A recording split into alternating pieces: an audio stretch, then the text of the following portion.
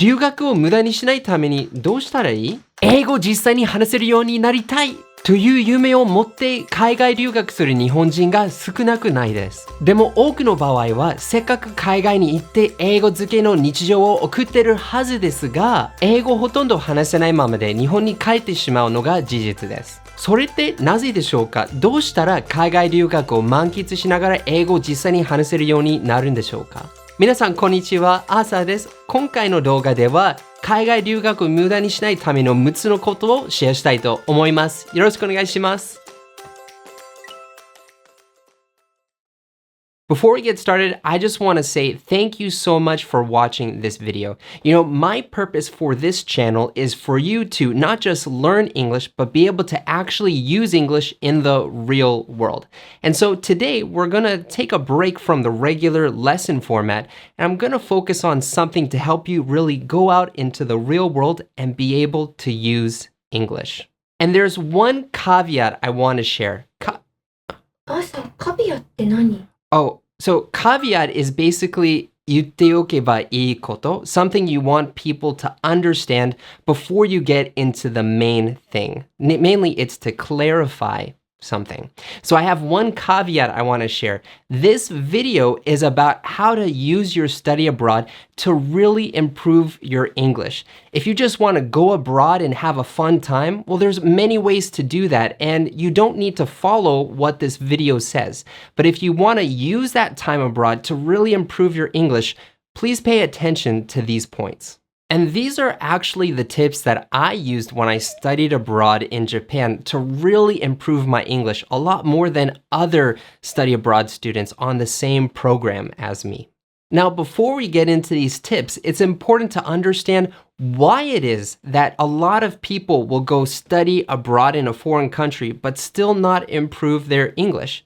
You know, a lot of people think that the reason why they can't speak English is because they don't have enough opportunities to speak English. 英語を話す機会が足りないから英語を話せないと思っている方が非常に多いです。And so they think, well, if I go abroad, I'm in a foreign country and there's many people I can talk with. I have so many opportunities to speak. So naturally, I will be able to speak. But if that were the case, then everyone who studied abroad would come back speaking fluent English. But that's not true. Lots of people come back and they still can't speak English very well. But why is that? It's because the key to being able to speak English is not your environment. 環境は関係ない. It's not about your environment. The important thing to actually get you to speak English is to take action. 成果を生み出すのは環境ではなく行動です. You can have the best environment ever, but if you don't take action, nothing will change. The thing that brings change isn't your environment, it's action. You need to take action. And so if you want to be able to actually speak English in the real world, you have to take actions that will make you be able to speak English in the real world. でも朝、それってどんな行動? I've said this in a lot of my videos, but English is like riding a bike. If you want to be able to ride a bike, you have to take off the training wheels, just get on and actually ride the bike. Just do it. And the same thing is true in English. If you want to be able to speak English in the real world, you have to just do it. You have to take that action. And this is why some people study abroad and speak English really well, and some study abroad, but they don't really improve their English. The people who actually improve are the ones who go and talk with foreigners in the real world, actually use their speaking experience outside of the classroom in the real world. And the reason why some people study abroad even for half a year, but they come back and don't improve is because even though they were in a foreign country for a long time, they never really spoke with local people in the real world. It doesn't matter if you're in the United States, you're in England, you're in Australia. You can be there for 2 years, but if you don't go out and talk with people in the real world, well, nothing's going to change. And so to help you do that, here are our 6 tips. The first tip that I want to share with you is to study abroad in a place where there are not many Japanese people. Back when I was a college student, I went to school in Seattle at University of Washington, Washington 大学. And every year, about 300 Japanese 留学生 would come to my campus. And out of those 300, every year, about 80 students from one school in Kansai, from one Japanese university in Kansai, I'm not going to say the name, they would come in a group. They came as a group, they took classes as a group, they went on events as a group, they ate together as a group, they did everything as a group locally with the other students on the same program. And you know what happened? Almost none of them really improved their English. They stayed for 3 months, but they went back home and they couldn't really speak English. English is first and foremost a tool for communication. So what happens when you're with people who speak your native language, who speak Japanese? Well, that's a more convenient tool for communication and you're just going to use it. Even if you think, 日本人同士だけど頑張って英語話そう. It may work for a little while, but honestly, speaking in a foreign language all day gets really tiring.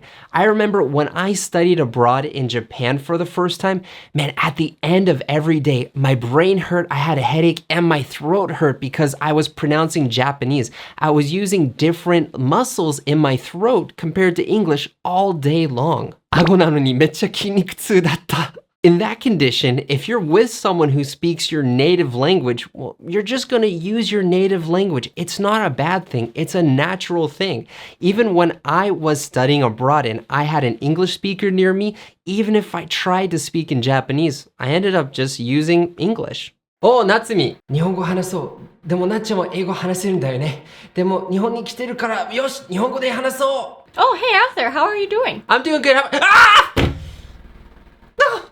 And when you do that once, it's easier to do it again and again and again. You get used to being more comfortable, to not trying so hard.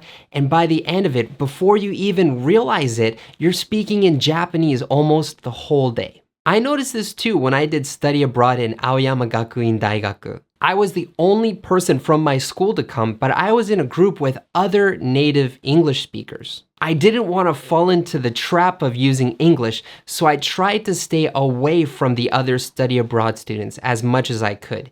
They would attend events, they would talk to each other, make friends. It was a lot easier that way. But the result was, they spent a year in Japan, but they still couldn't really speak that well. It'll be tough, it'll be scary, especially in the beginning. But if you go to a place where there are not many Japanese people, you'll have to use English and your English will improve like you've never imagined. But if you're just by yourself, it can be a little lonely. So that's where point 2 comes in. The next point is to make foreign friends. できれば現地の方と友達になることですね。We want to make friends with locals. The reason why I speak Japanese the way that I do now is because I stopped studying Japanese. I stopped taking lessons. I made lots of Japanese friends and started speaking Japanese almost every day. When you make friends and you talk in that natural environment, it's very different from a one-on-one lesson. You have much more variety. You have to use many more communication skills, and your ability just grows really fast. でも、外国人の友達を作るって簡単じゃないでしょ? Yeah, I understand those feelings. I used to think that making friends was really difficult. But here's the thing, making friends is a process. You did a specific process to become friends with the people you're friends with now. And if you know that process and you can repeat that process, you can make friends. And actually in IU-Connect, my main focus is more than just teaching English. It's to help my students make friends with foreigners. And we've developed a process to make friends with foreigners, and it's working great. My students are using this process, and they can make friends with foreigners anytime, anywhere. It's not about the place, it's about the process. And the first step for that is to find a place where you can make foreign friends. And for that, we have point number 3. A great place to make friends is to go to an event where you can interact with local people that's not a language exchange event. Let me explain why. Going to language exchange events or events to make friends seems like a good idea. It's very easy to join. The other person wants to speak Japanese, right? But actually, those events, it's really difficult to make friends there. Now, why is that? The thing that you have in common is you want to make friends, but people don't really become friends because they want to become friends. There's something else that connects people together. You need that third thing. How are you supposed to make friends if you don't have anything in common? Hey, nice to meet you. I'm Arthur. Oh, hi. I'm Natsumi. Nice to meet you. I speak English. Oh, I speak Japanese. Yeah.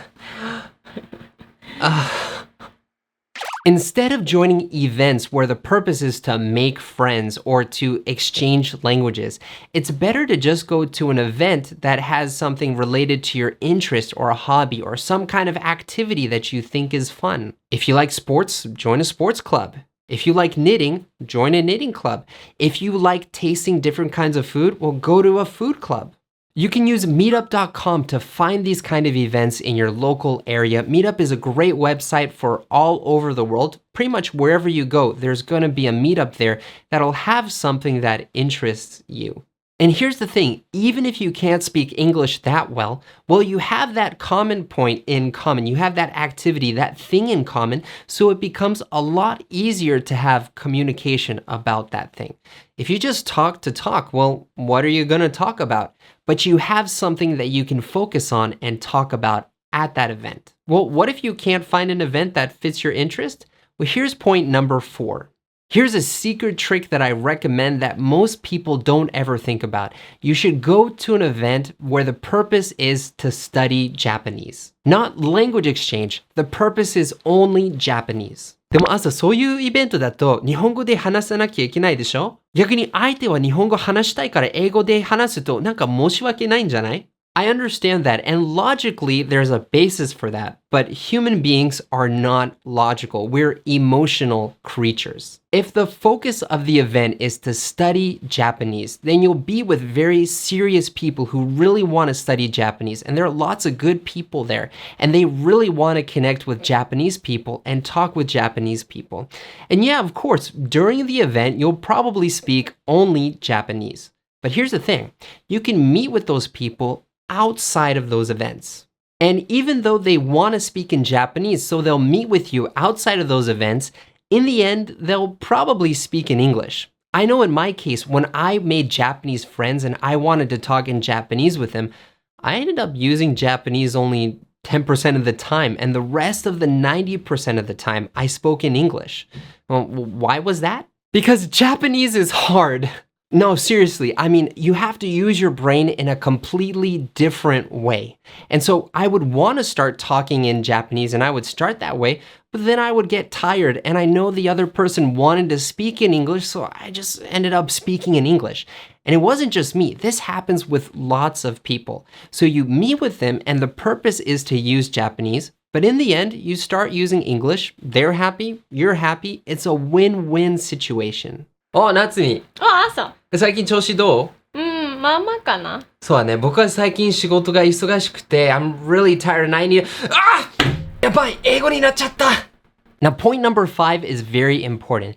Even if there's an event that seems good, if it's an event for 留学生 people, you should not join. You should not join events for 留学生. Now, why is that? And those events, because they're held by the study abroad program, they're a lot easier to join and it's easier to feel the pull toward those events. And if you attend once, it gets easier to attend those events. And you should go to events for local people, but it's just so much easier to get to these events. And even if you try to resist, you can't, and it gets harder and harder. You stop interacting with locals. And in my case, I knew that I didn't want to do that. So for my 留学生向け event list, I didn't even look at that. I just went to local meetups in Japan. I met with lots of people. I had a really great time and I avoided that black hole. Point number 6 is for people who are doing homestay when they study abroad. If that's the case, point number 6 is for you to not be in your room at all, but to be in the living room, to be in a shared area. And when someone comes to the room, you smile at them. When you do homestay, at first you think it's going to be very nice. It's going to be very fun to talk with people in English and to stay in their house. But a lot of times people kind of get scared and they escape to their room and they spend a lot of time in their room. And this is a great way to not talk with your homestay family. If you spend all day in your room, you're communicating to your host family that you don't want to talk to them. You want to have your own private space, so they might not talk to you so much. Now, of course, starting a conversation from yourself can be difficult. So instead of having you start the conversation, you can make it easy for the other person to talk to you. And the way you do that is first by being in the living room or some other place that other family members come to often.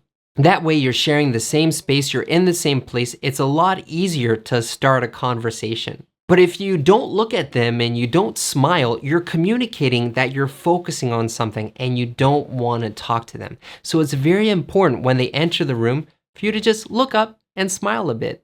It doesn't have to be something crazy like, just a small smile. Man, I hate when I smile. When I focus on smiling, I always feel super weird. Just by smiling, you're communicating that you're open for communication, and maybe they'll come and say hi to you or start a conversation with you. 朝どうしたの? Oh no, I just wanted to show people that if you smile at someone, they're gonna come and talk to you. Okay. In this video, we learned that the key thing to actually speaking English isn't to go abroad to somewhere, but to just actually speak English with foreigners in your everyday life. And here's the thing, you don't need to go outside of Japan to do that. With today's technology, you can connect with foreigners from all over the world online and you can make friends. Now, I know a lot of people want to do this, but when they use apps or websites to connect with foreigners, it doesn't go well. They meet someone strange and they get a kind of a bad feeling, or they just get too scared and they can't use it well. So I've made this my senmon bunya. My senmon bunya is to help Japanese people make friends with foreigners and create a lifestyle where they speak English every day. If you want to create an eigo zuke no kankyo even while you're in Japan, well, I have a free lesson to help you do that. And for more information, you can click up here or you can click the link below this video. As always, enjoy your English adventures. 一緒に世界とつながりましょう. See you next time. Oh yeah, sure.